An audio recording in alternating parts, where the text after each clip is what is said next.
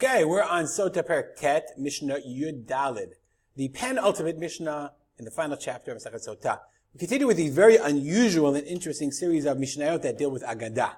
Very rarely you see so many Mishnayot of Agadah in a row. Said the Mishnah, Bepulmul shel Aspasianos, in the war, the battle against Vespasian. Vespasian attacked, Kahati says, he attacked Yerushalayim about 3 years before Chorban Bayit Sheni, before the destruction of the Second Temple. And Chazal never saw historical events happening on their own. They saw them with regard in the context of religiosity. So Gazru al atrot chatanin. They made a gzeira that the chatanin, the grooms shouldn't wear their atrot, their crowns. The al ha'irus. We'll see how irus is in a second. Atrot chatanin. Hayu osim the chatanim atrot me'even melach. They would make these crowns out of salt stone. Shutzaul, like they were clear, ke'ein abdullah. It was like they were wearing ice crowns. And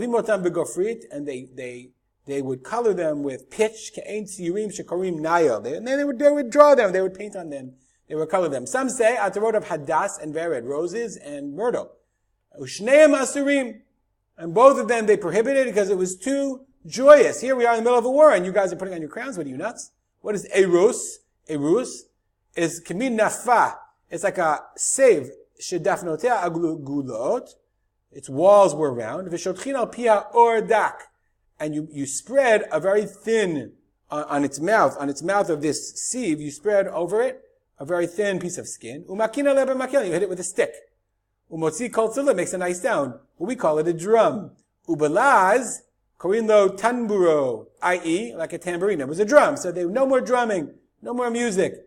We're in the middle of a war. Bepumo shel Titos, when Titus attacked, gazru al atarot kalot. They said not only chatanim, but the atarot of the kalot, they had what's called an ear shel zahab. They basically had these beautiful crowns that were like of the Yerushalayim. We should sell those nowadays. Okay? Or maybe we shouldn't, because the Gzeirah, the Beit HaMikdash is still destroyed. You shouldn't teach your son Greek. What in the world is going on here? Why wouldn't you teach your son Greek? Pirush, chachma yivani. What they meant was a specific type of Greek knowledge and wisdom. And what does that mean? So there were certain kinds of, there was like a messaging riddle system that the Greeks taught each other. And only those who really knew them were able to communicate. So why did they get rid of this Greek, tell them that you couldn't learn Greek? The Gemara says the reason is because of a story that happened. Okay? The Chashmonaim were attacking one another, so they couldn't decide, so they closed off the city of Yerushalayim to the Beit HaMikdash.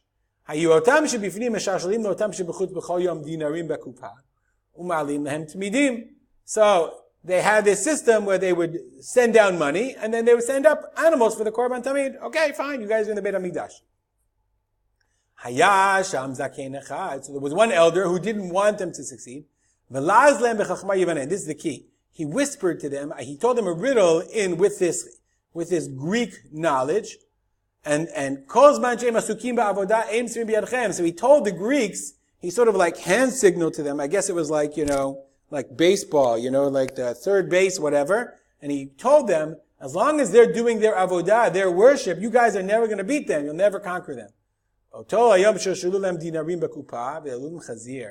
that day, they sent down the money, and they gave them a pig. And there's more about the chazir. Then the Chazal said, cursed should be the person who grows a pig. Cursed should be the person who teaches his son this Greek communication system, this Greek wisdom. Because it brought about this terrible tragedy. They brought up a pig to offer in the Korban of Beit HaMikdash. No way.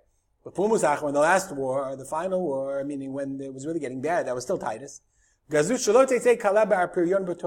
made a decree that the kala should not go out in her chuppah on the day of her chuppah.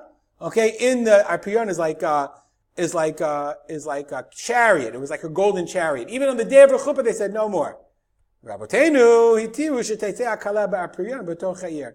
Chazal, but our rabbis, I don't know who made the Gzeira and who are the Rabotenu. This is a very interesting thing. Okay. The Rambam says, Rabotenu, let's see if I can find it here. The Rambam says, the Rabotenu is Rabbi Yehuda HaNasi. No, it's not here. But anyway, Rambam says it's Rabbi Yehuda HaNasi. Rabbi Yehuda HaNasi said, Rabotenu, a rabbi, He said it's okay. Tiru shetetei kala mitoch hayir, because it's more tsanua if the kala is in the chariot, in this golden chariot that they carry, than if she walks outside. Terrible tragedies that happened and the gzeirot that they made in order to sense the idea of the personal tragedy upon each person as well. We'll stop here and dedicate our learning to the memory of my father, Harav Simcha ben Yitzchak Kalman. Have a good day.